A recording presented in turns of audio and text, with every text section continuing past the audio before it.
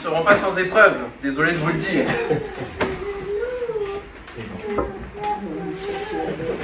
Et voici que Dieu veut nous affermir. Alléluia, il a démarré en cette fin d'année à nous parler de l'affermissement. Il veut que nous ayons une foi ferme, une foi forte.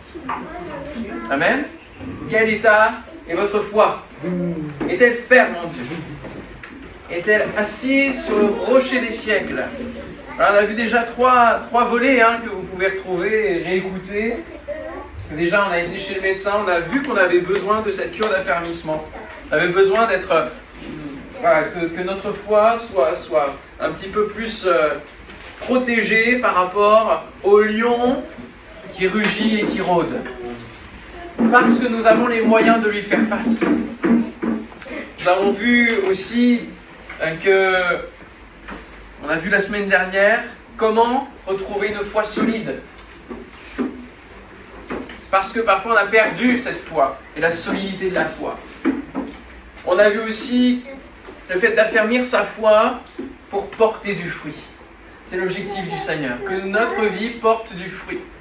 Et aujourd'hui, nous allons voir, voici comment Dieu peut vous affermir. Alléluia. Voici comment Dieu peut vous affermir. Nous avons vu ensemble que Dieu peut nous affermir au travers de cette parole. Il vous affermira. Nous voyons que nous pouvons nous affermir en Dieu et qu'il nous affermit. La relation avec Dieu, c'est vraiment le fait d'avoir les deux parties qui s'engagent. Une relation ne peut exister que si les deux parties s'engagent. Notre part à faire est la part de Dieu. Alléluia. Bien souvent, la part de Dieu, elle est déjà faite. Et c'est à nous, en découvrant l'Évangile, en avançant dans la vie chrétienne, dans la marche avec Dieu, de nous saisir justement de tout ce que Dieu a pu déposer déjà et accomplir. Nous saisir des promesses au travers de la parole. Alors on va lire notre texte un petit peu de base de cette série dans 1 Pierre chapitre 5 verset 8. 1 Pierre chapitre 5 verset 8. Est-ce que vous avez votre épée ce matin?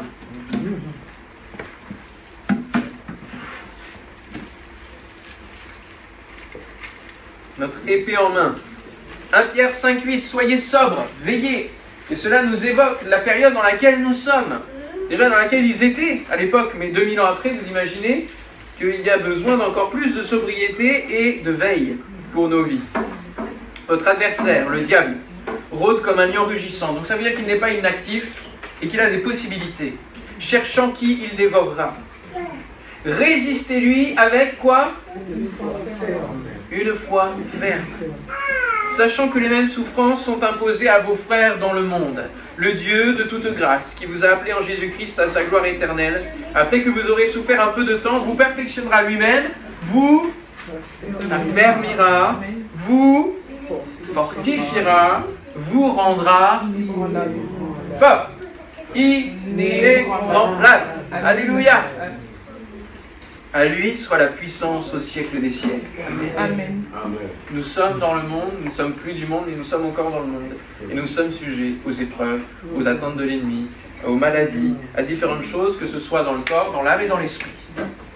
Et de tout cela, eh bien, il nous faut arriver à avoir la victoire en Jésus.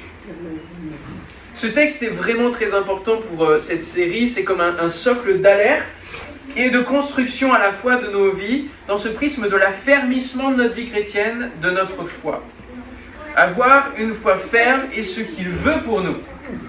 Il ne veut pas que nous soyons vulnérables, mais inébranlables. Ça finit pareil, mais ce n'est pas tout à fait la même chose. Et pour cette nouvelle année, il le veut, et pour toute notre vie chrétienne, il le veut. Nous avons vu donc comment affermir notre foi, comment la rendre solide, au travers de 3 actes la semaine dernière, en se souvenant de Jésus-Christ, en se soumettant à Dieu et en mettant en pratique la parole. Voilà 3 axes qui nous permettent d'avoir une foi solide. Ça, c'est notre part, c'est nous souvenir de Jésus. Donc remettre Jésus à la base dans tous les domaines de notre vie, casser le moi qui a voulu construire des choses. Et ces choses-là, on invite juste Jésus à s'asseoir dans un fauteuil et à regarder ce que nous on a fait. Et quand la chair arrive, eh bien, Jésus est délogé. Donc ça veut dire casser tout cela dans le domaine de nos vies et poser Jésus pour base dans tous les domaines. Nous soumettre à Dieu parce qu'une autre parole dit « Soumettez-vous à Dieu pour pouvoir résister au diable ». Donc se mettre en dessous, ça veut dire que notre moi est non seulement cassé, mais il est enterré sous la base. Ce n'est plus moi qui vis, c'est Christ qui vit en moi, c'est notre verset de l'année. Et puis en mettant en pratique la parole de Dieu. Hein, celui qui met en pratique est semblable à quelqu'un qui a construit sa maison sur le roc. Si on veut construire quelque chose qui soit solide, eh bien il faut mettre en pratique les conseils de la parole de Dieu. Donc ça c'est notre part. Et maintenant, comment Dieu nous affermit-il ? Eh bien premièrement en nous envoyant un défenseur. Nous sommes peut-être découragés, vous êtes peut-être découragés face aux coups de l'ennemi qui s'accumulent, les épreuves qui sont là. On a l'impression de ne pas pouvoir sortir la tête de l'eau. Vous ne voyez peut-être pas les réponses à vos prières. Eh bien, Jésus a promis un autre défenseur, un autre avocat, un encourageur, un coach. Parce qu'aujourd'hui, on a ce mot-là à la bouche et on recherche des coachs partout pour développer notre potentiel, pour amener l'épanouissement de nous-mêmes. C'est pas l'épanouissement de nous-mêmes qu'il faut chercher, c'est l'épanouissement de Christ en nous, alléluia. Et pour cela, nous avons besoin d'un seul coach, le Saint-Esprit. Le Saint-Esprit nous est envoyé pour nous affermir. Parce que Jésus a dit, si je m'en vais, forcément tout s'écroule. Et on l'a vu au moment après la croix. Au moment de la croix, déjà, ils sont tous carapatés, parce qu'ils n'ont pas pu supporter l'épreuve, ils ne s'étaient pas préparés à cela, à Gethsémane. Et puis après la croix, il n'y a plus aucune espérance dans le cœur des disciples. Leur cœur est fermé, incrédule. Comme quelqu'un qui a été déçu peut-être, de ne pas avoir eu un exaucement de prière, etc. Vous voyez, il y a un cœur qui peut s'endurcir. Alors il nous faut le Saint-Esprit. Pour que nous ne soyons pas orphelins. Que rien ne puisse... Parce que le mot orphelin, quand Jésus le dit, dans l'original, c'est laisser passer. Ça veut dire que tout peut se passer maintenant, si on est orphelin. Tandis que si le Saint-Esprit vient en nous, alors nous ne sommes plus orphelins et on continue à ce que rien ne soit laissé passer dans nos vies, que surtout, juste, la puissance de l'Esprit passe au travers de nous. Quelle est la personne qui croit beaucoup plus presque que l'accusé ou le coupable à défendre ? C'est son avocat. Quand l'avocat, alors bon, je ne dis pas dans les coulisses, parce que parfois dans les coulisses, ça peut être... voilà. Mais quand l'avocat doit défendre au moment du tribunal, du jugement, alors il va déployer toute son vocabulaire, tout son art oratoire pour défendre. Et il va montrer qu'il croit dur comme fer que son client est innocent. Il va le défendre. Et de la même manière, le Saint-Esprit nous défend. Alléluia. Il est là et il croit beaucoup plus que nous parfois en la victoire de Christ qui nous a franchis. Il croit et il nous permet de croire encore plus que bien que nous étions pécheurs et dans la boue de notre péché, lorsque Satan nous accuse, le sang de Jésus nous purifie et il ne nous voit plus avec notre péché, mais il nous voit plus blanc que neige, il nous voit avec ce vêtement de justice. C'est le Saint-Esprit qui fait cela. C'est l'avocat. Jésus est l'avocat auprès du Père et le Saint-Esprit continue cette vocation. Pourquoi ? Parce que pour l'avocat, c'est une question d'honneur et de réputation. Il faut qu'il gagne. C'est important. Il fera tout pour que l'accusé soit confiant, droit, non affligé, qu'il se présente bien au moment du jugement. Et de la même manière, le Saint-Esprit est là pour nous encourager, parce que pour lui, ça fait partie de sa mission que ceux qui sont au Seigneur, ils restent droits, restent fiers de leur salut, restent fermes face à l'ennemi, à l'accusateur. Alors que nous tentons de discerner, de comprendre le monde spirituel auquel nous sommes éveillés par notre conversion, le Saint-Esprit est là pour nous guider, pour nous défendre et nous affermir dans la voie de Christ. Il fera tout pour que nous soyons confiants, droits et inébranlables face à la tentation, face à l'accusation. Jésus dira à ses disciples dans l'évangile de Jean au chapitre 16, alors qu'il commence à évoquer cette personne du Saint-Esprit qui va prendre le relais, il va dire « J'ai encore beaucoup de choses à vous dire, mais vous ne pouvez pas les porter maintenant. » Il y avait des limites de compréhension, il y avait des incapacités pour percevoir le monde spirituel auquel Jésus les amenait au fur et à mesure du temps et de son ministère. Et ce n'est pas au moment de la conversion que nous recevons tout et que nous comprenons tout de comment Dieu fonctionne, de comment le diable fonctionne, comment les anges et les puissances, les autorités fonctionnent. Nous apprenons au fur et à mesure du temps. Et qui nous le révèle? C'est le Saint-Esprit. Et donc le Saint-Esprit a été donné parce que Jésus ne pouvait pas tout dire. Le Saint-Esprit va venir révéler. Et au travers notamment de l'apôtre Paul, dans les épîtres, va s'évertuer à développer un peu plus la révélation qu'il a reçue de lui-même, directement du Seigneur. Quand le consolateur sera venu, le paraclète, donc c'est aussi le défenseur, l'Esprit de vérité, il vous conduira dans toute la vérité. Car il ne parlera pas de lui-même, mais il dira tout ce qu'il aura entendu, et il vous annoncera les choses à venir. Il me glorifiera parce qu'il prendra de ce qui est à moi, et vous l'annoncera. Il est un répétiteur, il vient nous affermir jour après jour en nous répétant la parole de Dieu. Et comment peut-il la répéter? Il faut qu'on l'ait lue. Il faut que nous la lisions tous les jours. Ça, c'est notre part. L'apprendre, la lire, la méditer, et alors le Saint-Esprit, une fois qu'on a quitté le livre physique, le Saint-Esprit peut travailler dans notre vie. Et en fonction de ce que l'on va rencontrer dans notre marche, nous aurons la capacité, par la parole de Dieu et le Saint-Esprit, de pouvoir y faire face et de pouvoir répondre aux différents besoins qui nous sollicitent, de pouvoir développer le fruit de l'Esprit en réponse à des choses où parfois, par notre chair, nous n'aurions pas donné suite. Hier, alors que je continuais de préparer ma prédication, ça a sonné une fois, ça a sonné une deuxième fois, c'était des voisins qui venaient. Et c'est pas toujours évident qu'on est occupé à autre chose et qu'on n'est pas prêt à...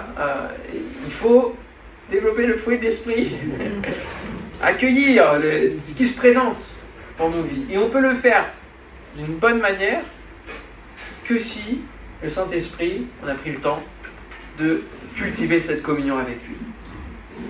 Aujourd'hui, alors même que tu n'es peut-être plus capable d'entendre ce que Jésus veut te dire pour différentes raisons, à cause des rugissements du lion peut-être, ou parce que ton cœur s'est endurci, parce que l'espérance, la joie du salut est perdue, il t'envoie et il veut t'affermir en t'envoyant son Esprit Saint pour te fortifier et te défendre. Alléluia. Parce que le Saint-Esprit, c'est l'Esprit de Christ, et Christ, c'est le lion de Juda, et donc le lion de Juda est supérieur au lion qui rôde et qui rugit. Alléluia. J'ai vu plusieurs situations où nous avons prié pour que le Saint-Esprit prenne en main les choses dans la vie des personnes qui étaient comme emprisonnées dans leurs pensées, qui étaient dans un point de blocage. Et alors que nous avions peut-être tout fait pour les encourager, pour prier avec eux, etc., ça ne suffisait pas. Il y avait encore un blocage au niveau spirituel, il devait y avoir quelque chose. Et alors, c'est à ce moment-là qu'on dit, Seigneur, on a fait tout ce qui était en notre possible. Saint-Esprit, fais quelque chose, un travail de cœur. Il y a besoin d'une action spécifique, plus grande, plus forte. Le Saint-Esprit, vous pouvez lui demander d'aller fortifier un tel ou un tel. Alléluia. Deuxièmement, comment Dieu veut et peut vous affermir? Eh bien, en vous équipant. Une maison est forte si on en prend soin, si on l'entretient et si on l'équipe avec de bons matériaux, on est d'accord. Un enfant sera fort si on lui donne tout ce qu'il faut pour qu'il grandisse et se nourrisse bien, pour qu'il soit bien éduqué. Il faut une éducation qui soit aussi forte, qui soit encadrante. Il y a plein de domaines comme cela où il y a besoin de bons matériaux et de bonnes choses pour affermir. Il faut de l'équipement, un bon équipement. Quel est notre équipement spirituel? La parole. Je l'ai lu sur vos lèvres, mais il faut le dire pas. Éphésiens 6, alléluia. Éphésiens 6, on y va?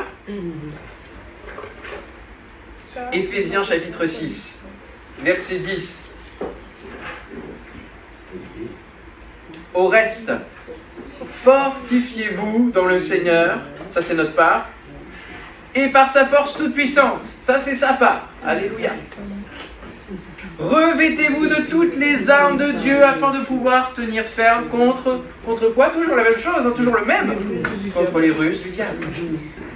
Car nous n'avons pas à lutter contre la chair et le sang, mais contre les dominations, contre les autorités, contre les princes de ce monde de ténèbres, contre les esprits méchants dans les lieux célestes. Et croyez-moi, ils sont à l'œuvre. Parce qu'ils savent qu'ils ont très peu de temps. C'est pourquoi ne batifolons pas comme ça, là, de fleur en fleur, de loisir en loisir, de passion en passion dans le monde, de tentation en tentation. Non. Prenez toutes les armes de Dieu, afin de pouvoir résister dans le mauvais jour et tenir ferme après avoir tout surmonté. Regardez combien il y a de fois le mot résister, le mot ferme. Tenez donc ferme. Ayez à vos reins la vérité pour ceinture. L'autre jour, je l'avais oubliée, là je peux vous la montrer. Elle est là. La vérité pour ceinture. Revêtez la cuirasse de la justice.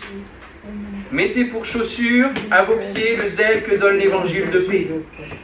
Prenez par-dessus tout cela le bouclier de la foi, avec lequel vous pourrez éteindre tous les traits enflammés du malin. Prenez aussi le casque du salut et l'épée de l'esprit, qui est la parole de Dieu. Amen. Alléluia. Alléluia. Voilà l'équipement que le Seigneur veut vous donner,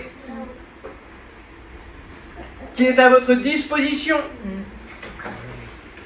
et qu'il vous faut juste saisir. Et même si c'est à vous de vous revêtir, à vous de prendre, à vous de tenir, ce sont les armes de qui? De Dieu. Ne l'oublions pas. La panoplie fournie par notre Sauveur pour tenir bon. De nus que nous étions, il nous donne les moyens de retrouver du courage, de l'aplomb spirituel. Et cela par sa force toute puissante. Quelle est cette force toute puissante? Le Saint-Esprit. Toujours le même. D'un côté, il y a toujours le même, de l'autre côté, toujours le même. Alléluia. Le Saint-Esprit, c'est cette force toute puissante. C'est pourquoi je t'exhorte à ranimer le don de Dieu que tu as reçu par l'imposition de mes mains, dira Paul à Timothée. Car ce n'est pas un esprit de timidité que Dieu nous a donné. Mais il nous a donné quoi? Un esprit de force, d'amour et de sagesse. Il veut que tu sois fort cette année, mon frère, ma soeur, et que tu tiennes dans cette force. Alléluia. Tu ne sers plus le Seigneur, tu as tout arrêté, ranime ce que tu as reçu par la puissance de l'Esprit. Dieu t'a donné des paroles, un appel, une direction, un équipement qui va avec. Il donne une mission et il donne les moyens pour l'accomplir. Alors ranime et équipe-toi de ces armes. Ce sont devant des Goliaths que tu vas. Et rien d'autre n'est aussi efficace que les armes de Dieu pour ces épreuves. Dieu nous a donné tout ce qui contribue à la piété. Parfois nous cherchons et nous pensons qu'il faut qu'il y ait des choses qui tombent du ciel. Dieu nous a envoyé dans un kit la panoplie complète. Le Saint-Esprit, la panoplie, les armes de Dieu, tout ce qui contribue à notre piété, à notre vie chrétienne, à la vigueur de cette vie chrétienne, à la force de cette vie chrétienne. Comme sa divine puissance nous a donné tout ce qui contribue à la vie et à la piété. au moyen de la connaissance de celui qui nous a appelés par sa propre gloire et par sa vertu, lesquels nous assurent de sa part les plus grandes et les plus précieuses promesses, afin que par elles vous deveniez participants à la nature divine. Voilà comment on se fortifie. En fuyant la corruption qui existe dans le monde par la convoitise. À cause de cela même, faites tous vos efforts pour joindre à votre foi la vertu, à la vertu la science, à la science la tempérance, à la tempérance la patience, à la patience la piété, à la piété l'amour fraternel, à l'amour fraternel la charité. La divine puissance a donné tout. À nous ensuite de faire nos efforts pour les garder. Alléluia. Car si ces choses sont en vous, et ils sont en abondance, elles ne vous laisseront point oisifs ni stériles pour la connaissance de notre Seigneur Jésus-Christ. Mais celui en qui ces choses ne sont point est aveugle. Spirituellement, il n'y a rien qui se passe. Il n'y a rien, on tape des murs. On ne comprend pas. On demande pourquoi au Seigneur. Il ne voit pas de loin et il a mis en oubli la purification de ses anciens péchés. C'est pourquoi, frères et sœurs, appliquez-vous d'autant plus à affermir votre vocation. Notre vie est un appel à aller vers l'éternité et à servir Christ ici-bas tant que nous en avons le souffle. Et votre élection, car en faisant cela, vous ne broncherez jamais, vous ne chancellerez jamais, vous ne serez jamais vulnérables. C'est ainsi en effet que l'entrée dans le royaume éternel de notre Seigneur et Sauveur Jésus-Christ vous sera pleinement accordée. Et nous l'avons lu au moment de la Sainte Seine, et ça termine chaque lettre à l'Église, et nous sommes l'Église. À celui qui vaincra. À celui qui vaincra. À celui qui aura achevé la course. Dieu est un bon Père qui nous donne un professeur particulier qui nous fait grandir droit. Il nous donne un maître d'armes, parce que nous ne savons pas manier les armes nous-mêmes. Il nous donne un maître d'armes. Le Saint-Esprit est en charge de nous rappeler les paroles, les promesses de Jésus. Je suis avec vous tous les jours jusqu'à la fin du monde. Comment l'est-il par le Saint-Esprit? Si 2 ou 3 s'unissent en mon nom, je suis au milieu d'eux. Comment l'est-il par le Saint-Esprit? Je m'en vais vous préparer une place. Alléluia. Il cultive cette espérance de l'éternité. Il nous donne de nous préparer au retour de Jésus. Il est là pour nous donner la connaissance et nous exercer à manier la parole de Dieu. Alléluia. Manier la parole de Dieu, cette épée de l'Esprit. Hein, nous l'avons lu. Est-ce que vous savez manier la parole de Dieu? Ou juste la lire? Manier la parole de Dieu, ça veut dire quoi? Ça veut dire prendre les promesses et les proclamer déjà. Seigneur, tu as dit que tu seras avec moi tous les jours jusqu'à la fin de ce monde, je le crois. C'est que dans notre vie de prière, c'est pas juste ce que je pense bon de dire, c'est ce qui va sortir de l'esprit, c'est des paroles de Dieu, c'est prier avec la Bible. Ça, c'est manier la parole de Dieu, manier l'épée de l'esprit. C'est face à une épreuve qui commence à venir sur ma vie, dire je veux me positionner en Jésus, dans la paix. Je ne veux pas perdre la joie de mon salut, Seigneur. Et donc c'est prendre les paroles qui disent que par les meurtrissures de Jésus, je suis guéri, par exemple. Bien sûr, tout cela en cherchant la volonté de Dieu. S'il veut que nous passions par l'hôpital, etc., parce qu'il y a besoin de témoigner, Seigneur, éclaire-moi. Éclaire-moi. Et donne-moi d'être au bon endroit, au bon moment et de faire ce que toi tu veux. Alléluia. Manions l'épée dans les différentes circonstances qui se présentent à nous. Troisième axe par lequel Dieu peut nous affermir et il veut nous affermir, eh bien c'est en faisant de vous un temple solide. Je ne sais pas si vous êtes déjà allé en Grèce ou par d'autres latitudes ou en Italie et vous avez vu des temples, des restes de temples. Ce ne sont que des restes. Ou même peut-être en Syrie avec Palmyre, tout cela aussi. Des restes, mais qui durent. Vous ne trouvez pas? Eh oui, il y a encore des colonnes. Eh oui, bien solides. Même si elles s'effritent au fur et à mesure du temps, mais quand même, elles ont traversé et on a connu des choses. Un temple solide. C'est ce que Dieu veut construire. Sans moi, vous ne pouvez rien faire, dira Jésus à ses disciples. Donc, sans le Saint-Esprit, vous ne pouvez rien faire, puisque Jésus est remonté. Sans le Saint-Esprit, vous ne pouvez rien faire. Le Saint-Esprit est celui qui vient prendre la suite de Jésus.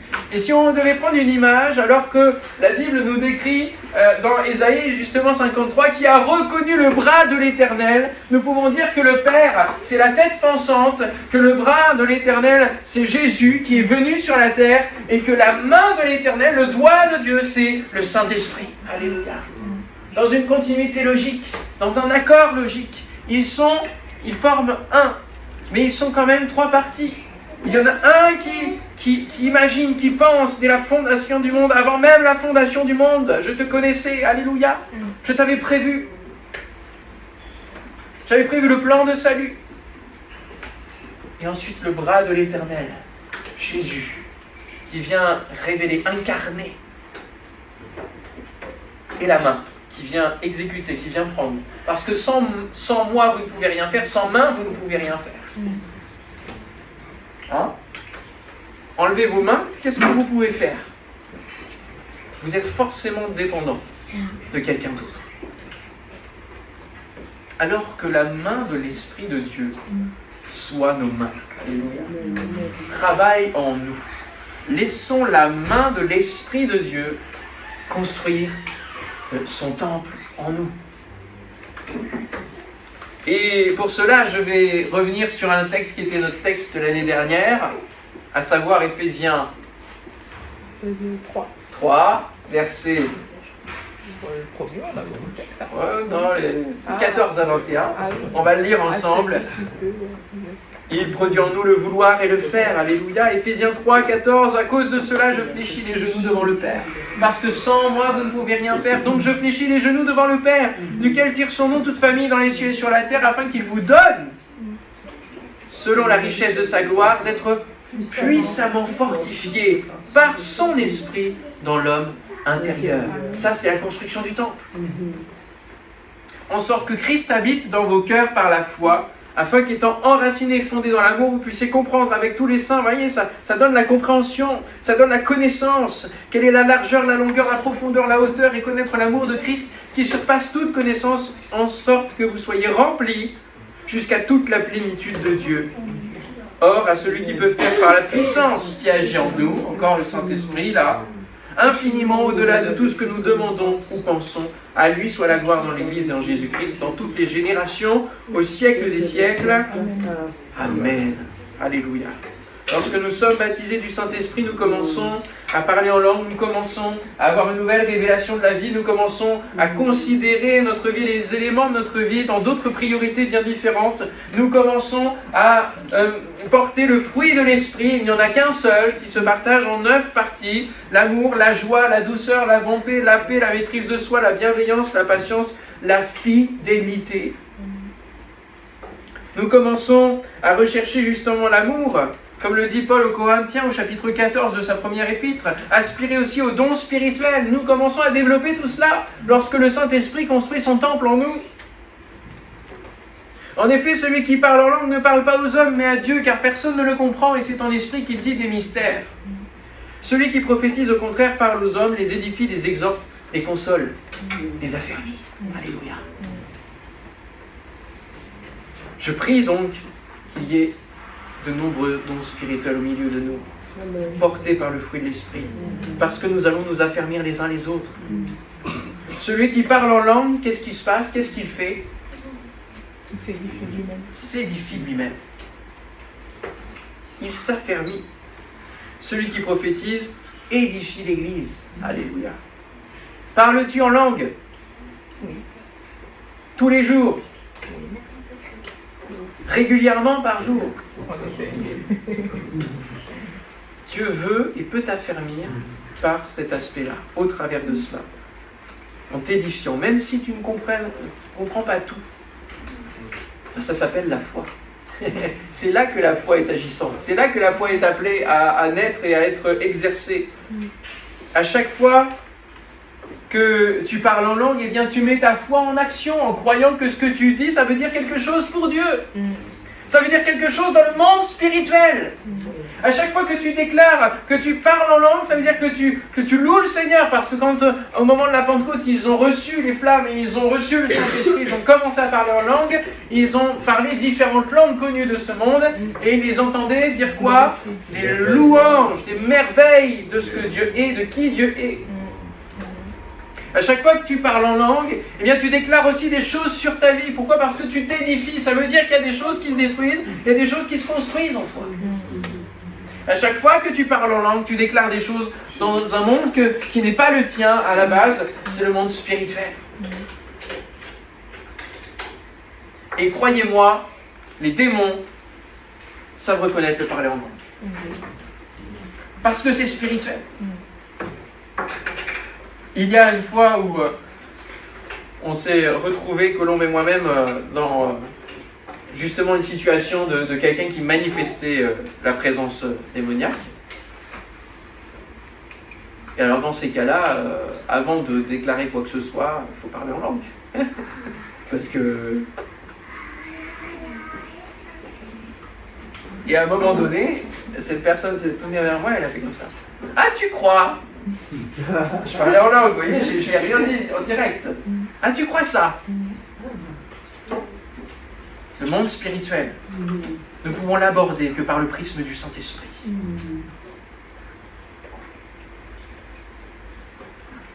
Lorsque je me suis retrouvé devant des lits de réanimation, vous ne savez pas quoi dire.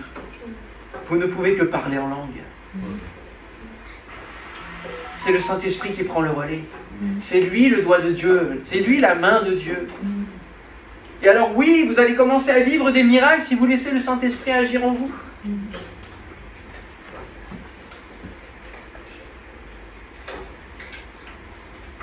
Sans mes mains qui la portent, Éden ne peut rien faire. Sans mes mains qui l'habillent, Éden ne peut pas s'habiller. Sans mes mains qui la nourrissent, elle ne pourra pas se nourrir. Nous sommes comme cela lorsque nous naissons dans le Seigneur. Et nous avons besoin de la main de l'Esprit qui nous porte. Au début, beaucoup. Donc nous sommes pleins de feu. Et puis au fur et à mesure, le Saint-Esprit va y avoir une correspondance, un équilibre qui va se faire entre le Saint-Esprit et nous qui avons commencé à acquérir des choses. Mais toujours, Dieu sera notre Père. Et nous ne franchirons jamais la majorité spirituelle, vous comprenez? Qui fait que nous allons nous séparer du Père. Non, nous sommes appelés à avoir une foi qui est la même que celle des enfants. Donc à garder ce statut d'enfant de Dieu. Et à compter sur le Saint-Esprit pour nous prendre en main. Alors ce matin, peut-être ta prière peut être « Seigneur, viens me prendre en main ». Alléluia. Nous sommes comme des enfants à qui Dieu va donner la possibilité de faire au fur et à mesure que nous grandissons en lui. C'est grâce aux mains que nous mettons notre armure. Prenez, tenez, revêtez le bouclier de la foi et par-dessus tous les autres, c'est un peu comme une deuxième armure au-dessus de la première, par-dessus tout, prenez le bouclier de la foi. C'est parce que la main de Dieu est sur toi qu'il va se passer des choses cette année pour sa gloire. Alléluia. Le Saint-Esprit est la main de Dieu qui te donne d'avoir une foi ferme et agissante. Et nous le voyons bien dans les Actes des Apôtres. Je vous lis simplement l'acte 4, vous connaissez sûrement ce passage, où ils ont été menacés de ne plus parler au nom du Seigneur. Et ils vont avoir comme réflexe de prier. Ils vont se reposer tout de suite sur le Saint-Esprit en disant maintenant Seigneur, vois leurs menaces et donne à tes serviteurs d'annoncer ta parole avec une pleine assurance. En étendant ta main, ça veut dire quoi?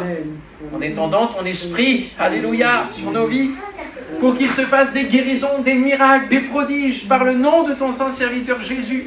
Quand ils eurent prié, ils ont été exaucés, le lieu où ils étaient assemblés trembla, ils furent tous remplis du Saint-Esprit, de la main de Dieu, alléluia, et ils annonçaient la parole de Dieu avec assurance.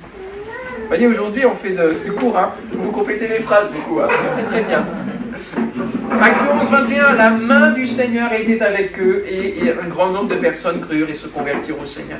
Si nous voulons qu'à Oasis, il y ait un grand nombre de personnes qui croient et qui se convertissent au Seigneur, alors il faut que nous recherchions à ce que la main du Seigneur soit sur nous. Amen. C'est inévitable. Et ce ne sera pas au mois de décembre qu'il faudra se réveiller, c'est maintenant qu'il nous faut chercher le Saint-Esprit. C'est pas lorsque le Seigneur nous rappellera pour l'éternité qu'il faudra chercher le Saint-Esprit. C'est pour maintenant que le Saint-Esprit nous est donné. C'est pour cette année que Dieu va te donner la vie, que le Saint-Esprit t'est donné, qu'il faut que tu le saisisses, que tu l'appelles, que tu parles en langue, que tu sois baptisé de l'Esprit, renouvelé. Alors, nous pourrons dire que Dieu aura affermi Oasis. Et nous pouvons relire Ésaïe 35 que nous avons lu au début de ce culte, qui nous dit que dans le désert et dans le pays aride, ils se réjouiront, que la solitude s'égaira et fleurira comme un narcisse. Elle se couvrira de fleurs et tressaillira de joie avec chant d'allégresse et cris de triomphe. J'ai envie de voir ça à la fin de cette année. La gloire du Liban lui sera donnée, la magnificence du Carmel et de Saron. Ils verront la gloire de l'Éternel, la magnificence de notre Dieu. Fortifiez les mains languissantes. Fortifiez-les. Et affermissez les genoux qui chancellent. Tout cela par le Saint-Esprit. Alléluia. Dites à ceux qui ont le cœur troublé, prenez courage, affermis tes frères. Nous verrons cet aspect-là très bientôt. Ne craignez point, voici votre Dieu.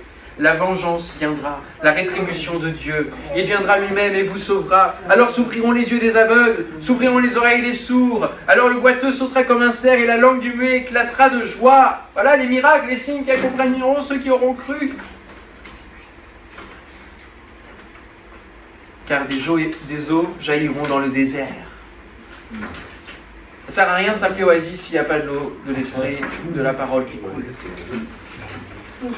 Et des ruisseaux dans la solitude, le mirage se changera en étang, et la terre desséchée en source d'eau, alors qu'aujourd'hui, beaucoup espèrent dans ce monde.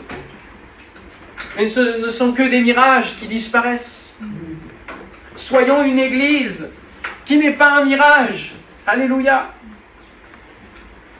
Mais qui soit vraiment la présence, où il y a la présence de Dieu, où la parole de Dieu est prêchée, et la terre desséchée en source d'eau. Dans le repère qui servait de gîte au chacal, croîtront des roseaux et des joncs. Il y aura là un chemin frayé. Alléluia.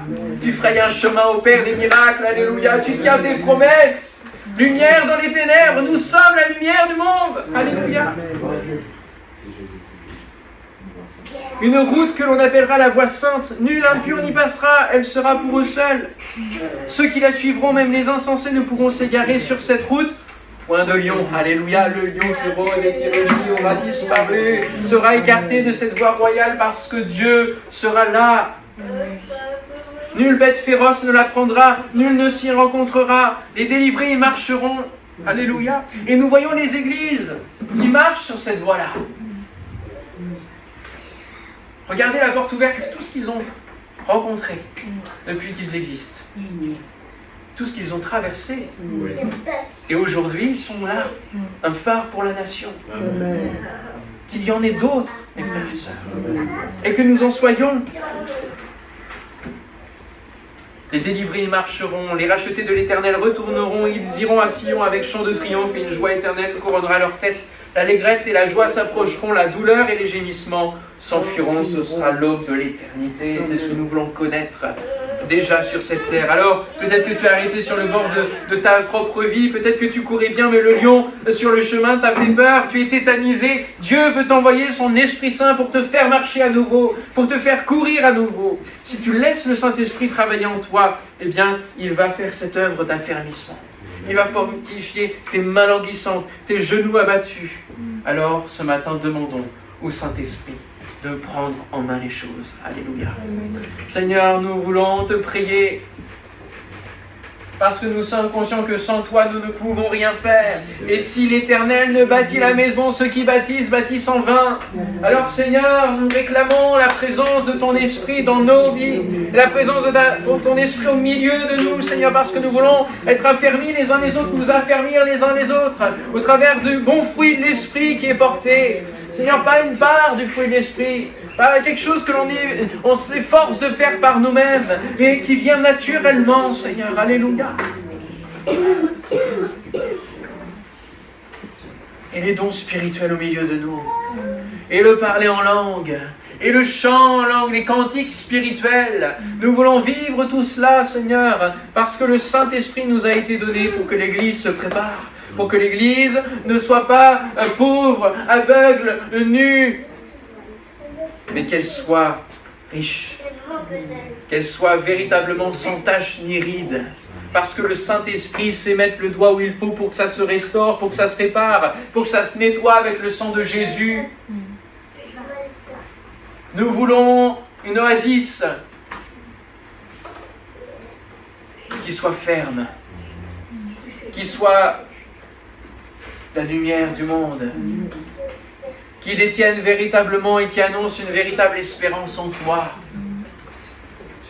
Un oasis qui proclame ta parole, un oasis qui sait manier l'épée de la parole. Et c'est pour cela que nous nous formons. C'est pour cela que nous allons avoir des temps, Seigneur, où nous voulons nous fortifier, nous affermir. Que ce soit dans les couples, que ce soit dans nos vies personnelles, que ce soit avec les enfants, avec les plus anciens, dans les générations. Seigneur, donne-nous cette année, une année véritablement nouvelle, où tu vis en nous, Seigneur. Et où nous, eh bien, nous sommes inexistants parce que c'est toi qui dois être glorifié. Où le nous n'est pas un nous majestatif. Et où c'est nous parce que c'est le Saint-Esprit et nous. Alléluia. Et c'est là que nous savons ce qui est bon, ce qui est agréable, ce qui est parfait. Alors Seigneur, renouvelle mes frères et sœurs ce matin au nom de Jésus. On va passer juste quelques minutes de prière pour ceux qui veulent être baptisés du Saint-Esprit, qui veulent recevoir un renouvellement du Saint-Esprit. Vous levez simplement votre main.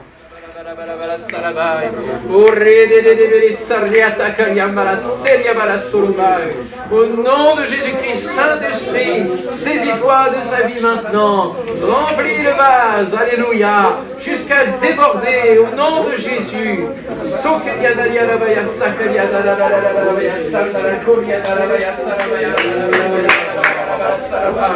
Esprit de Dieu, nous sommes là devant toi et tu vas faire une œuvre nouvelle. Tu vas faire une œuvre nouvelle, alléluia, qui nous dépasse dans le nom de Jésus.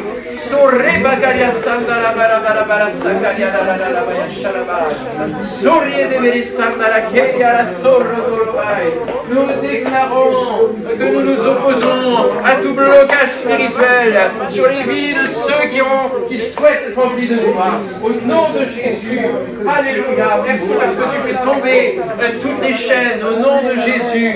Et tu viens pour libérer. Tu es le défenseur, alléluia, contre l'accusateur. Merci parce que tu nous envoies ton esprit, Père, alléluia. Et que nous allons te rejoindre bientôt, Seigneur, dans cette communion parfaite. Oh, merci parce que tu casses notre moi et tu fais de nous des êtres nouveaux, changés, qui marchent en nouveauté de vie et où Christ vit en moi. Alléluia. Viens en nous, Seigneur. Au nom de Jésus. Merci, Seigneur, de nous donner une année nouvelle. Seigneur, de nous donner une année d'affermissement. Une année, Seigneur, où nous cherchons ton cœur.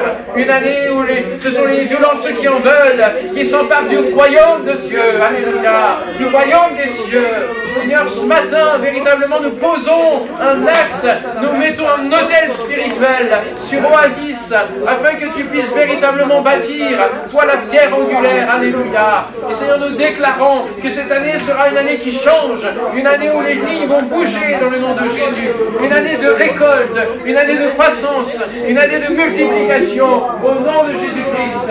Merci Seigneur parce que tu vas nous donner une année de victoire dans l'épreuve, tu vas nous donner de traverser des choses, c'est vrai. Seigneur, tu nous donner de tenir bon. Au nom de Jésus, à toi la gloire, Seigneur. Que ton nom soit loué. Alléluia.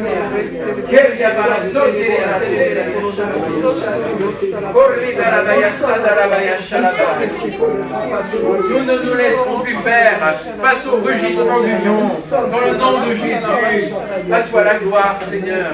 Nous te